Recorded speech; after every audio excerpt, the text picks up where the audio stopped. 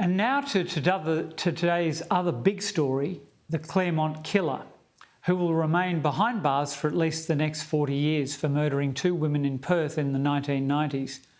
Bradley Robert Edwards was found guilty of the crimes, which changed the landscape of the city's nightlife and etched fear into the entire WA community. Western Australian Police Commissioner Chris Dawson has said the decision brings some justice to the families of the murdered women.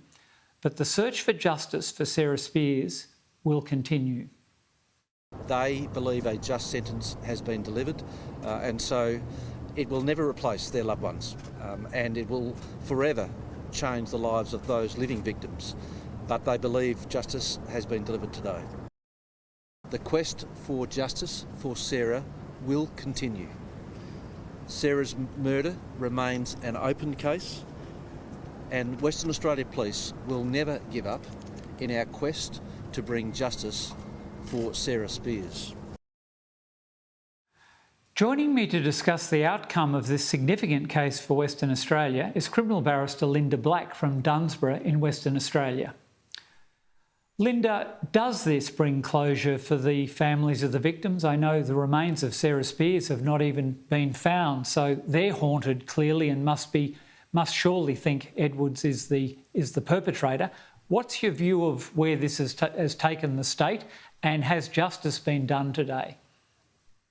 It's a really interesting question, because justice generally means for a community, for a crime like this, that someone has to be convicted. And so where the accused is not convicted of a crime, as was the case with Ciara Spears, there can often be a sense that justice wasn't achieved. The reality is we had one of the best and most experienced judges in our state preside over this trial. It was done by a trial by judge alone rather than a jury. And the judge, it seems from anyone who's read the decision, in a very careful and considered way, applied the law to the case, and he came up with what was, on the evidence, undoubtedly the correct result. Sentences, for victims and for victims' families, undoubtedly no sentence is ever enough in one sense, in that it's never going to make up for what they've lost. But on the other hand, this is a very, very big sentence by any measure. Linda, it's quite clear that 40 years will see him beyond any reasonable expectation of release, so he'll die in jail. A couple of things did intrigue me about this.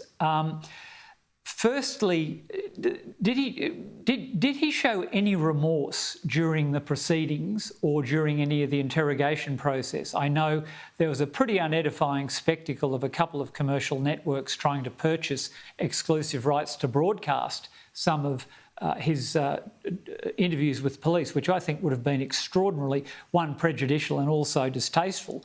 Did he ever give any indication from what you've seen that he's got any remorse about this at all? No, well, look, the two things. The first is he doesn't have 40 years. He has 2 life imprisonment sentences. He has no right to ever be released from jail. It's just that after 40 years, an Attorney General, whoever's sitting there in WA, can make a decision whether to release him, and no one expects that he ever will get released. In terms of remorse, the starting point is he pleaded not guilty. And so how do you demonstrate remorse in circumstances where you deny having committed the crime? So, I'm not making excuses for Bradley Edwards, far from it, but I don't really think it's possible for him to show remorse in circumstances where he says he didn't do it. That's absolutely correct, of course. Look, the other thing that troubled me, I wrote a leader about this for The Australian at the time that he was actually found guilty, and delved into it. Being an Easterner, it wasn't as an enormous story in my psyche as it was for families, particularly parents of daughters, teen daughters in Claremont during the 90s. But the thing that struck me is that there should have been a lot of alarm bells around this individual that would have drawn him to police attention. Can you just tell some of the audience who aren't familiar with the case about the fact that he had been to a sex offender rehabilitation program, for instance, and had form prior to this? He did have form, but he had form that really was typical of a very large number of sex offenders throughout the country. There was nothing particularly remarkable about him.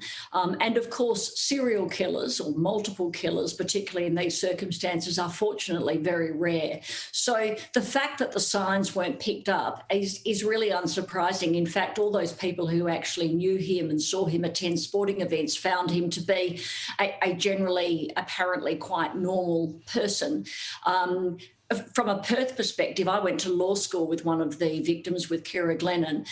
So I think for all of the legal community, there was that real sense that this strikes at something we can all relate to. Not that you can't relate to the tragic death of anyone, but the fact that it was a lawyer, the fact that it was girls who were from very good and decent families in our community, it really did strike fear into the heart of everyone in Perth at the time. I certainly remember not catching taxis anymore because the rumour at the time was that it was a taxi driver who was doing this.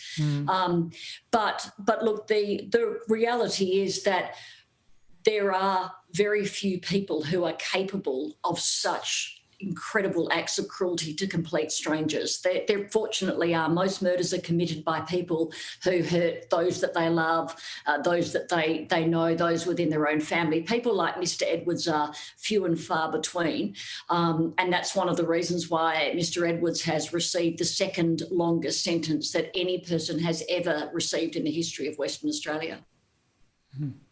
I did read one of the victim impact statements, which I gather must have been provided by the young woman who was woken by him and whose father appeared to make him flee. Is that the case? That it's quite chilling Yes. reading. Well, she actually delivered it. I understood at least one of them delivered it orally in court. It may have been her. Yeah. But it was, to use the word harrowing would perhaps be an understatement. Yeah, We can all certainly kind was. of imagine how horrendous these sort of charges are on the victims. But, of course, the two victims who lost their lives for this and were unable to speak, and at least the family of Ciara Glennon chose not to provide a victim impact statement. And the judge, in relation to that, made a beautiful statement about how this has become such a public matter and everyone has such a stake in it, that he understood why a family might want to privately grieve and share their deepest thoughts about their daughter only with themselves and keep that little part of their lives private. So in one way, what was not said was just as powerful as what was said. Well, Linda, thank you for sharing your observations with us. That's been a great insight, especially to many in the East who probably don't realise what an enormous impact this had. Certainly to Sarah Spears's family, one can only feel, especially at a time so associated with family gatherings, her continuing loss and the unsolved nature of that crime is a terrible burden to carry. Linda, thank you so much for that expert analysis, and point noted about remorse. It seems unlikely he'll divulge any details about the Spears case, should he be like Ivan Milat, for instance. No, well, he can't, because he says he didn't do it. And so, in fact, some people around here have been asking why the never to be released can't be imposed. And the answer is because he was found not guilty. Yeah, well, point well made. Linda, thank you so much. Best for Christmas, and thank you for joining us this evening. Thank you very much.